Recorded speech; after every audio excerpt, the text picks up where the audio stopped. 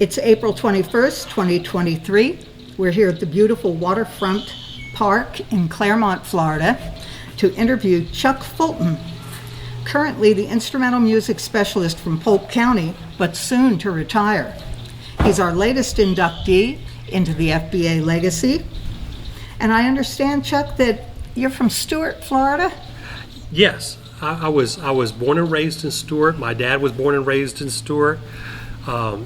We go way back in Florida. We're sure enough pre-1900 Wow. Florida family. Wow. So we've been around a long time. I went to Stuart Middle School, Jensen Beach Elementary, Stuart Middle School, Martin County High School. Ken Malger was my band director there. I started playing my trombone in fourth grade.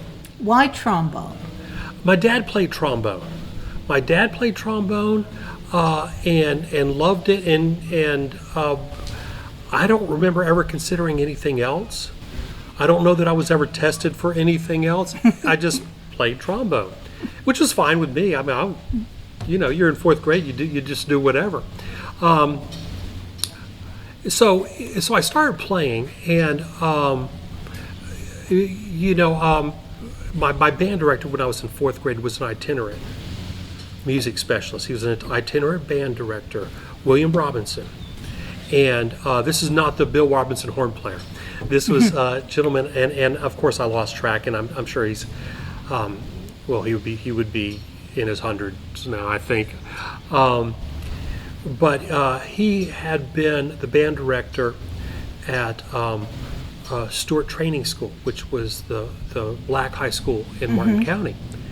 And when segregation happened, it became Martin County High School, and the director of Stuart High School took that job, and the middle school director at Stuart Training School took the ninth grade position, and Mr. Robinson became itinerant. But that meant he went around to all the elementaries in the county, and we would see him one day a week, and he was so funny, and gave us the tools. There was like five of us. We would sit around a cafeteria table, not unlike what we're doing right now, and he'd sit down at the end and go 1, 2, ready, pray, and we sounded like a fourth grade beginning band would sound. Actually, we sounded like a fourth grade beginning set of players would play. It was a thing, and I was in band. And the first time I ever saw another trombone player besides my dad was in middle school. Was in sixth grade, and there was three of us then. Oh. I just loved to play. A lot of it early on, especially middle school and high school, was social, and I just loved being around it. The playing portion, we just played. I don't remember practicing, which might account for the just slightly above average trombone player that I am today. I wish I probably had practiced more, but I didn't. But it was a blast. We did a lot of musical things in our county. We had a community theater that used to pit on shows twice a year, and so that meant I played all summer. That I played a lot of music. I played during the winter. We actually had time to go do this and run a show for 4 weeks. And that just it was just what you did. Middle of my 10th grade year, I get a call from one of my dad's friends who was also a trombone player, but he was professional. And he says, got a dance band in town and we need another trombone player. Can you come play second trombone in this dance band that we've got? And I said, sure. I had no idea. Anyhow, and so I did, and at the end of the night, they gave me a check for $12. And I'm like going, this is the best thing in the world. So the the funny part of that story, at least I think it's funny. I don't think my band director did, but the next day he walks in and we get ready to play, and he says, "Chuck, you're not playing." He says, "Yeah, it's going to cost you $12 for me to play." That stopped real quick. But just for a moment, but playing like a lot. I think I got better just because I was playing a lot of music. Well, and playing in pit, you did key signature changes every 3 measures. All kinds of things, and it just was fun. It was just fun. But I'm pretty good at math and science, and so I'm going to be an engineer. I mean, that's just I've decided. I was my third job. My first job was a custodian over the summer at the high school, cleaning up. My second job was working at a cemetery, mowing grass, and my third job was working at an airport. And so fueling planes and things like that. So I had this love for that, and I know that I was pretty good at math, and so I'm going to go to community college because we can't afford anything else, One of my friends from high school says, "Hey, you need to come up and play in the band up here." I said, I'm sure I'm not good enough to do that." He says, yeah, you are. Come meet Mr. Allo, Tony Allo. Tony Allo was band director at, I'll talk a little louder because we have a boat behind us, was band director at Fort Pierce Central when Robbie Roadman was there. We'll get back around to Robbie. But it had now moved over to the community college. So I auditioned and it went okay, and so I joined that band. Well, they had a dance band and they had a concert band, a really good concert band, a really good concert band, and they had a dinner theater that they actually served food at, and pretty much any time the band room was open, I was there, and I was playing my trombone. We at one point in time we were playing 5 nights a week at the dinner theater. We'd do 2 shows a night with the singers, and they were the servers, and the band were the busboys. Except we had dance sets to play. So to be honest, we didn't do a whole lot of work. Every now and then, when we were off, we'd walk by a table and go, "Hey, I'll get that." Especially if it had food on it, because we'd go in the back and eat it. We don't need to talk about that. But it was such a hoot. Earl Brown, who ended up being band director at Martin County for a year when Robbie was on sabbatical with me, was in that group. Monty Musgrave. A lot of you guys remember Monty. Monty was a troublemaker trumpet player in that group. Oh my! And he could play better than the rest of us, by the way. Well. But it was a hoot. It was so much fun. I just loved playing. Well, I'm in school for engineering, and I'm doing all my pre-engineering, all the calculus classes, which are easy. All the physics classes, which are just easy. This is what I'm pretty good at, so I'm going to do this. Get my A degree and go to the University of Florida for engineering. And the only 2 years between now and when I was in 4th grade that I didn't play my trombone were my first 2 years at UF. Oh. Because I'm in engineering school. And it takes a little bit of time. It's not as easy as it used to be. and this is the second year up there, a couple of my buddies from IRCC who played in the group up there moved in. David Ewell and Steve Allo, who's Tony's son, and he's a bass player and clarinet player, really good both. Say, "Hey, we're going to be in marching band. You need to go do that." I'm like, "Okay, sure."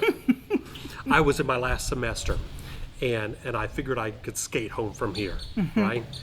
Well, so I did that. So I joined up, and so here I am, a 5th-year senior at UF, in the marching band for the first time with the rest of the rookies, and thoroughly enjoyed it. Just thoroughly enjoyed it. It was enough. What I found was when I was there, I wasn't worrying about other stuff. I wasn't worried about the stuff I needed to get done for graduating, my engineering stuff, I could just go play and wander around in the field. Okay, we'll call it March, but anyhow, yeah, college band, there's a lot of wandering. Anyhow, and I'm going like, okay, this is fun, but that's all it is. About a week before graduation, it occurs to me, I don't really want to be an engineer. I don't know what I want to be, but I don't want to be an engineer. They want me to leave Florida. That's not going to happen. They won't let me design airplanes right now. First, I have to design the latch that closes the door on the hangar that you build the airplane in. I mean, I wasn't really mature enough to understand that that's where you needed to start in order to do this. And so I went back home, and I knew I needed to get a job because Dad was saying get a job, and so I went and started substitute teaching because I could do that. And boy, I learned a lot. Walk into a class where the kids don't want you there, where they probably don't want to be. I mean, I'm not just subbing in music. It's everything. It's everything. It's social studies. We watched a lot of movies. It's social studies. It's health. It's math. Well, that was easy. It was science. It was biology, which I didn't care about. I wanted to do. It was all kinds of stuff, but you learn a lot about crowd control. And the principal says, why don't you come teach here? I'm like, okay, yeah, but teach what? She says, well, science, math, computers. I'm like, okay. It's a job, and it seems fun. And so I did. I started teaching there. Well, between the time I came back, left Martin County High School, did my Indian River and UF, Robbie Rodman had become the band director, and he was in maybe his fourth year of his 30-something years there, right? Maybe something like that. And so he comes and finds me and says, "Hey Chuck, why don't you come out and help? I know, Tony says you played in his group up at Indian River." And I'd known that Robbie was in Tony Allo's band at Fort Pierce. I had known that, but I didn't really know Robbie very much. I'm like, why don't you come out and help? I'm like, okay. Because you're young, I got a gig, so I am teaching math, teaching computers during the day, and helping out on the marching field in the afternoon. And I'm like, okay, this is pretty cool. It's a lot of fun. But that's all it is. Well, I hang around the second semester, and Robbie likes what I'm doing, I guess, and he says, I'm going to let you conduct the march for the second band at festival. I think it was festival. There wasn't MPA. I'm like, really? Okay. I'm excited about this. I'm excited about this, except it starts on the and of one. Oh. And I'm scared to death. But we digress, because right before that happened was the moment. Okay. My job on festival day. The second band went on like a Friday, and the top band was going to go on Saturday. My job on Friday was to get the kids on the bus, take them down to Palm Beach Gardens, Jupiter, somewhere down that in Palm Beach County. Get them ready. Robbie was going to run rehearsal with the top group, hop in his truck, run on down to the MPA and do that deal, because I had no idea what I was doing. I knew how to get the kids on a bus. I mean, Well, so we get the kids all loaded. I'm going to try to get through this. Get the kids all loaded, and I walk back in the band room to tell them that we've got everybody, we're leaving. And I walk in the band room, and Tina, it's different. Now, I'd heard the band play, and it's a pretty good band, and I'd heard what they're doing, and it's a pretty good band. It really is, but it's different. And they're playing the Brahms, Blessed Are They, the old Barbara Buellman, right, before Joe had written his. And I'm standing there, and it's different. And I'm looking straight ahead, and I'm looking at this bass clarinet player, and she's got tears streaming down her face. And I'm just standing there. I'm going, I don't quite understand. I kind of do. But anyhow, they finish, and best conductor move I've ever seen in my entire life. They get done, you know how it just kind of ends. And Robbie puts down his baton, walks off the podium, goes in the office, closes the door. And I don't say a word. I turn around, go get on the bus, and take the band. And all the way down, I'm like going like, what did I just see? And what I recognized was what I used to see with my dad when he'd listen to music. It was that soul-moving music. And while I'd been in this all this time and thoroughly enjoying it, it just reminded me that this is what it's supposed to do. And I can't do that teaching math. And in all honesty, I've spent the last 39 years chasing it. And you get it rarely, but you get it. And it's like, I got to do this.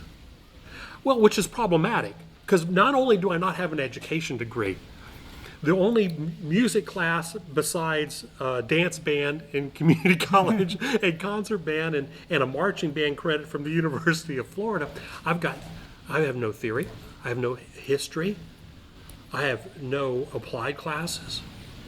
So I'm already going to school to try to get my certificate just to be able to teach math, right? So I'm going and taking education classes. I'm like, okay, well, let's just let this settle. So it takes me about 3 years to finish that.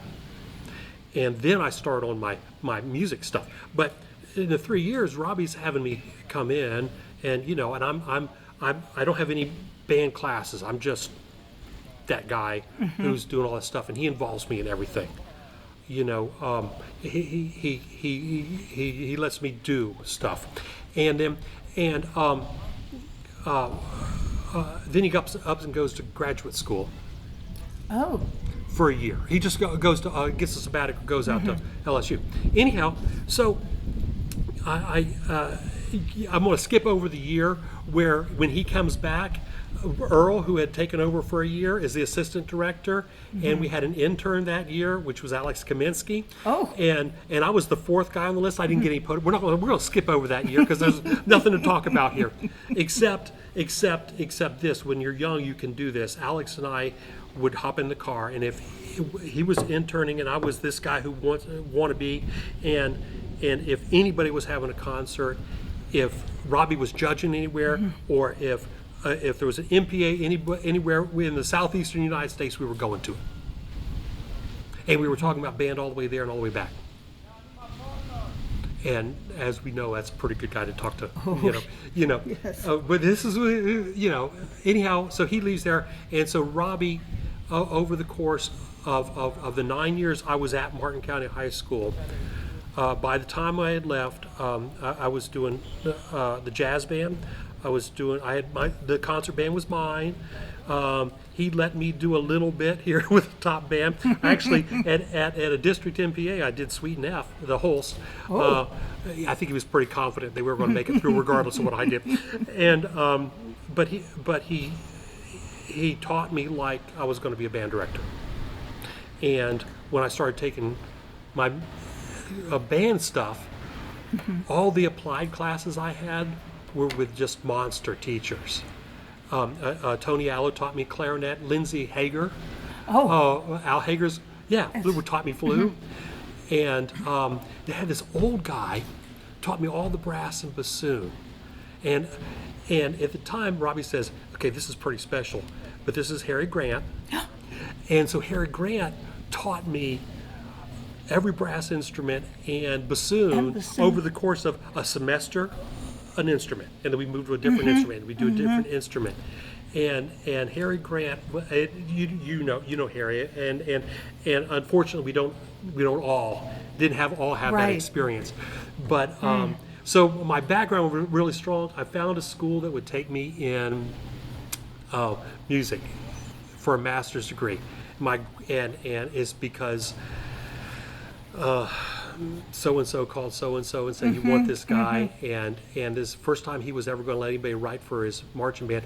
Bill Brandt up at Northwestern State University, he's in, well, Northwest Louisiana, and he had never let anybody write his drill before, and there's 300 pieces in this marching band, so he says, come do it, and so I did, and 14 months. I mean, it was everything you could do. I had a band. I did jazz band from the lab school. I did I did some lessons. I met there was this senior, and she worked in the band office. She also was a color guard and a flute player, and she was nice, and she chased after me long enough where I married her. I'll just leave it at that. And that's my wife Kathy, who is from Natchitoches, Louisiana. We came down for her to meet the parents, and spring break, and I had seen Paula Thornton, who, when I was at Martin County, was over at South Fork. So we're together in town, and we're hanging out all the time, right? That's part of that group that just, you know, and we'll talk about this in a little bit later, but you just hung out together. And so Paula saw me and says, hey, we're going to have a job opening up in Polk County. And she did that in January at FBA, and so spring break I went over and met with Tom McDonald and Clint Wright, and the interview lasted about 2.5 minutes, and Clint said, you want to be my band director? I said, yes, sir. And so that's when I got the Kathleen gig.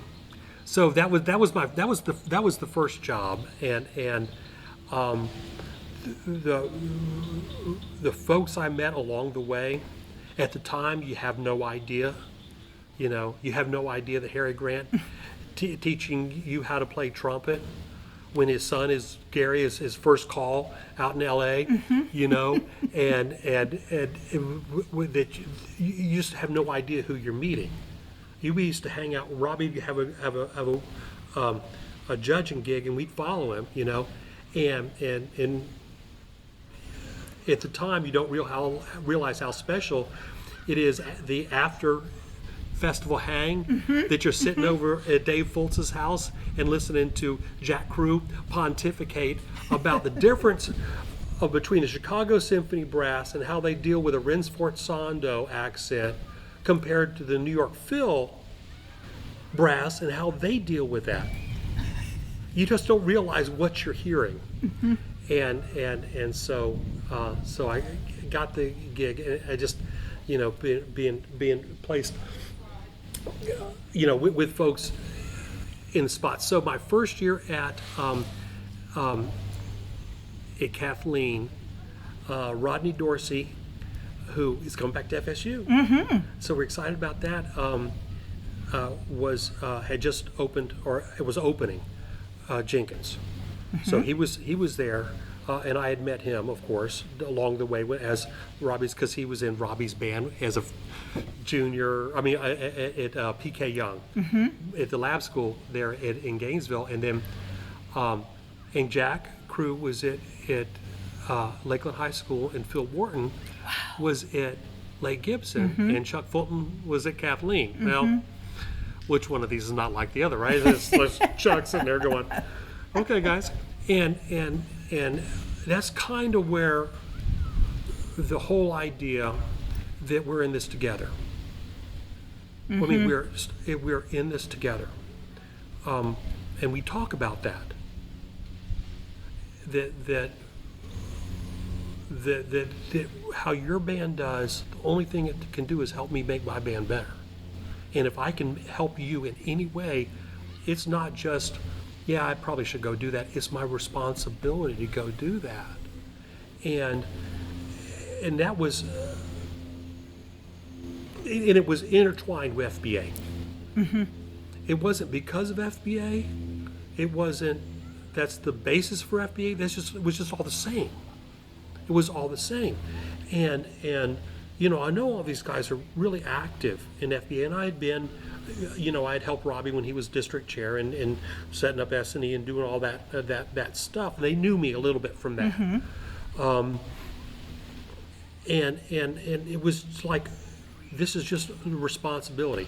Yes, I have a significant responsibility to the kids at Kathleen, but I also have a responsibility to make sure that I'm doing everything I can to help Phil's band at Lake Gibson, Phil and Roanna's band at Lake Gibson, get as good as they can get. That's part of my job. Frank House is in town because he's music supervisor. Then he's over at Harrison and then Harrison then music supervisor, and all these folks, and Dave's in Winter Haven and Jimmy Park. I mean, there's a lot of folks there who are doing the deal, and we're in it for each other. My first month of football games, right, at Kathleen. And we're still just trying to get on the field and get off the field without getting hurt. I mean, we're just trying to survive the halftime show. And I'm walking up towards the press box. They're on the field. And I'm walking up, going, just don't fall down. Just go start on the right spot. I'm going, and I passed by Jack Crew in the stands with his video camera. Mr. Crew, would you like to come up to the press box? He says, no, Chuck, I'm fine right here. Okay. And I going up and going, I don't get it. And I come back down, and after I said, you want to go get a Coke with us in the end zone? Because, that's what we used to do back then. He said, no, I'm good. That was it. Phone rings at 8 o'clock the next morning. Jack says, Chuck, come on down to the band room. Yes, sir.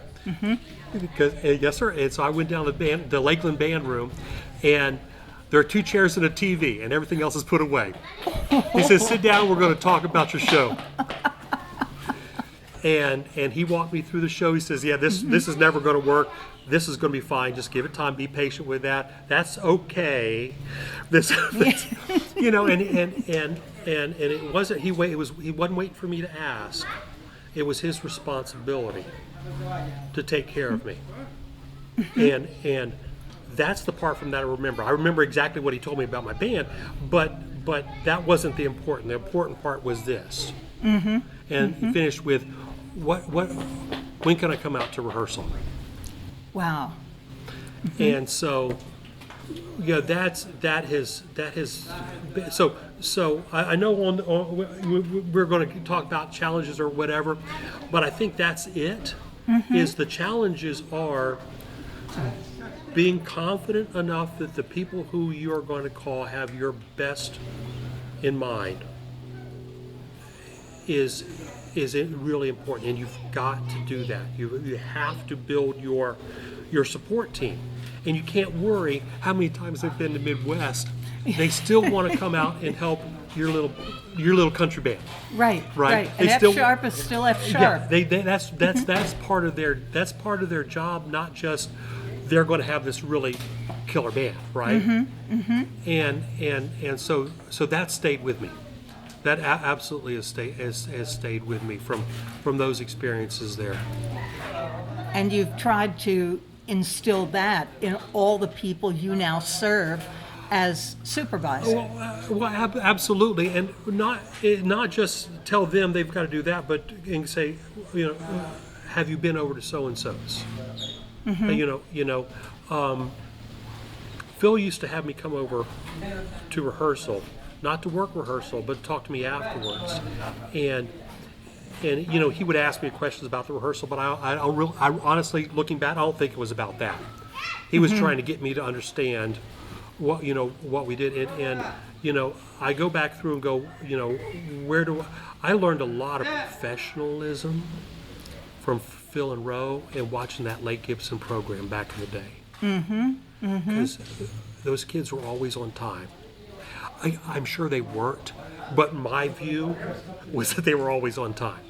He could probably tell you every time any individual was not on time, but they were always on time. They always had the right color socks, and they were always the right length, and they could always play their part.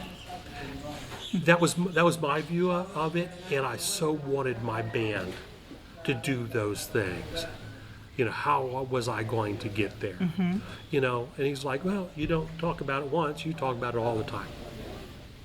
Phil, your band has this really great sonority. How do I do that? And he says, well, that's the only thing. Those things. and so you learn that from folks, and you listen, and it's always about, this. I could have really been upset with being the fourth best band in town, with Jenkins and Lakeland and Lake Gibson, or just go, I'm pretty happy to just be in town. And by the way, we had a pretty good band, and it could have been a great band and still been the fourth best band in town. I knew what was going on, but that's what I learned. That's where I learned that. I learned that you don't worry about the kids who aren't there when they're not there. You worry about the kids who are there. I learned that from Dave Fultz. Can't teach the other ones because they're not in the room. You take care of that later. Don't yell at these. That type thing. You just pick. I learned how important are the things that you could do with baton was from Robbie, because he did that. You're not going to really get that from Jack. No. That's not the baton. The baton's not it. It's right here. It's that sound he has in his head that he's not going to quit until he gets that sound. But there was this that you pick up from different places. And you need a large support group. Even if you look over here and see what you shouldn't do. Well, so sometimes our support group can quickly get to the people we're comfortable around. And that's not always, that could be the folks who are the same age as you. Well, that's not really a support group you need. You need to be buddies support group. That's a different kind of support. That's the going golfing. Every Wednesday for 3 years on a Wednesday afternoon with Dave and Rodney and Mark Lucier, we go play golf, and the first 9 holes was kvetching about what was wrong and then the next 5 holes were about how do we fix what was wrong, and then the last 3 or 4 holes was about golf. And so but you've got to have that release, but you also got to have the folks. This guy's been doing it for a long time, and it's a good. And I want my band to sound like that. How do I do that? And that becomes part of your support group, not just the folks that you're comfortable with. And I think we make that mistake sometimes. As we call our college friend and say, how do you fix this? Yeah, I'm sure they know. However, it's probably not a better idea to call somebody who's been doing it for 15 years and has made a one at state for the last 5 and say, how do you do this? That's probably a better choice. And to not be afraid to call those people, because everyone loves to give advice. Everyone loves to give advice, yes, and if there's that successful, there's a real good chance they are waiting for somebody to call them and say, how do I do this? Because that's kind of what we have to do, is we've got to pass it on. That's you just got to want to do that. That's part of the deal. That's why we teach kids. That's why we teach kids. Well, you need to give some advice to the new folks. Well, I know a lot of this has been tangentially right, which I can do tangents. Yes. Well, because it's math, and I'm also charts and graphs. Well, so yeah, success. I think that, and that's not just that's. I think that's a reminder for us all. Okay. Is success looks different to everyone. to different places, to different levels. It just success looks different. Success at success with Jack at Lakeland, or at Riverview, or at Lincoln, was a lot of things, but one of them which included getting a Midwest, right? Success at Kathleen was different than that. Success to Kathleen happened here when I got a call from the sheriff's department and said somebody broke into your band room last night. They're still here. Would you like to come see them? I'm like going, no, I don't need to see. He says he's one of your students. And so I go, and they found him sleeping in the band room because he had been kicked out of his house, and he told the deputy that the safest place I could think to sleep is in the band room. Oh, I just got goosebumps. Yeah, Wow. And you go, okay, so sometimes success looks like that, where this kid going through a hard time thought coming to this classroom was where they could be safe. Okay, so that's going well. We still got to learn that it's F sharp, but that's going well. And so you have to take the successes wherever you get them. And sometimes it involves a rating, but probably rarely. The success happens in different ways. And we've got to make sure we're coming to grips with that. And young teachers typically come from good programs that always met a 17-year-old's version of success, which I got a 1. Right, I made superior. That's our version of success, and that's where they want their success to be in their new school. Well, there's a reason it's your new school. Is that somebody left before you? Yes. So now it's time to. It's going to take a while to be there, and be patient. Grab success when you can. And recognize it and acknowledge And it. celebrate. Okay, so I'm sorry, I'm telling stories, but that's what I do. Okay, so yesterday, this is for those of you watching this later on. It was a long time ago. SpaceX. Yes. SpaceX in a Starship, their new Starship, and I watched the live stream, and the ship took off, and all the engineers are cheering. They're cheering, and then the ship is supposed to do one of these things right here. It starts to do that, and it starts tumbling over. You hear a brief awe, and then it explodes, and there's cheering again. They were cheering the success of the mission because they learned so much from it. And the announcer from SpaceX comes on and says, hey, it was a successful mission. And because, we thought anything after clearing the tower on the way up was a success. And we got 4 minutes of data that we didn't have before. And I'm like, whoa. Now, as soon as it hits the newspapers and the intrawebs, rocket explodes, this, that, and the other thing, where these guys are sitting there, having a cold beverage going, oh man, we got a lot of stuff to do on Monday. This is going to be so great. We learned so much from this. What a great success.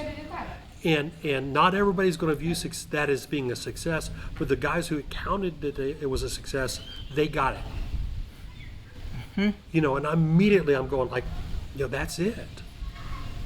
That's it, yeah, and it was a rocket, so my background, well, right. yeah, so, but viewing success and keeping that in perspective, what it actually looks like, is I think that's really important, and help each other.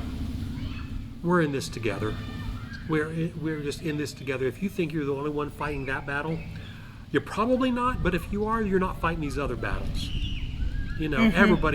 Everybody's job is hard, just in different flavors. Okay, let's go. Yeah. Wow. Wow. Well, you're about to retire. I am. What does the future hold for Chuck Fulton? Well, I think number one, I want to be retired for a little bit. Okay. Okay. I'm going to travel with my wife. She is shameless plug. She is executive director of American Logistics Aid Network, a nonprofit for logistics in times of disaster. It's a national company. And so on the screen up here is the place to donate. It's a nonprofit. No, don't do that. That's just. But she travels a lot, and I'll travel some with her. I'll go to the fun places. I won't go to the other ones, but I'll go to the fun places with her. And boy, I hate to say this, Tina. You know what I want to say. I know. Is I have in the last 6 months become obsessed with model trains. And I tell you what it does is it speaks to my engineering background. It speaks to the creativity of the things that you have to do with that and what you have to do and how do I solve this problem. So it speaks to that. I don't know how long that particular thing's gonna last, but finding something that feeds those things is just really, really important. And I think that's important to everybody. I don't know that it's necessarily model trains, but currently that's what it is, and which is a good thing my wife travels because I've got a lot of the house used up right now. I think finding ways. And the other thing is we've been able to thank you grants department in Polk County Schools. Thank you Beth Cummings for putting this together. We're using a lot of retirees in our schools, and the county's paying for them. Not every county can do that, but the encouragement is for folks who, when you get out, when you're done with this, the paying gig, stay involved because our current directors need you. And I see that when we have our consultants go out to schools. The young middle-aged directors. I mean, it's all of us. I mean, I have to talk to somebody about what my job is. Go, well, how do you fix that? I still do that, and it's part of my team that I have around me, right? And so that's really, really important. Just to turn it off and walk away. First off, I don't think it's good for us, and I know it's not good for what we have right now. The teachers coming up. I know it's not good for them. Is they need to know, why we no longer have inspection and marching bands. I mentioned that to somebody that says, "What do you mean inspection?" I'm like, "Well, let me tell you about standing on that field." Anyhow, and so I mean, the historical markers, right? The institutional knowledge from why we do what we do is so incredibly important. It doesn't mean we keep it. We keep the knowledge of it, go, this is why we did, this is why we stopped doing it, or this is what it was designed to do. When did it stop doing what it was designed to do? That is more important than good, bad. Success, failure. And it's the why. It's the why. Why did we do that experiment with a rocket yesterday? Well, we wanted to see what happens when this happens. We wanted to know if we have 35, 33 engines on the rocket. You don't care about that. What percentage should we expect to actually fire and not fire? They learn stuff from it's the why rather than the binary solution of that's good, that's bad. So it's the why. So my encouragement to retirees is to just keep in touch. Yes. And find something that feeds your soul. Well, this has been a delightful afternoon with you. We thank you for your time. We thank you for your wisdom. Well, thank you so much for having me do this. I was a bit reluctant, but I can tell stories. It takes a while too. Thank you, Tina. Thank you. Time to say bye-bye. Bye-bye.